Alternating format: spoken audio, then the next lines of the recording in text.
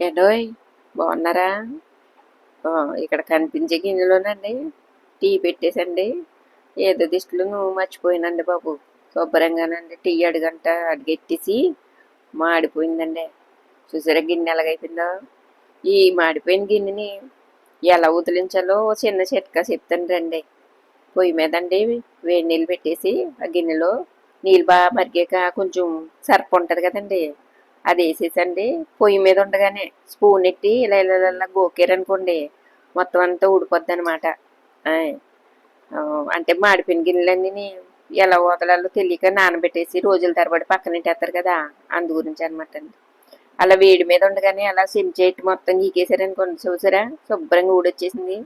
మీకు ఎంత మాడిపోయిందో చూపిస్తాను రండి. అదిగోండి ఇదంతా అడుగుని మాడనమాట. మీకు టీ పొడిలా కనపడుతుంది కదా, కాదండి, టీ మాడిపోయింది అంత. గిన్నె చూసారా తెల్లగా వచ్చింది. తోము చూపెడతాను చూడండి మీకు ఇప్పుడు. ఎందుకంటే ఏంటో ఆడోళ్ళు ఏ సీరియల్లో పడో లేకపోతే ఏ మాటల్లో పడో పొయ్యి మీద ఎట్టి మర్చిపోతుంటాం కదండి.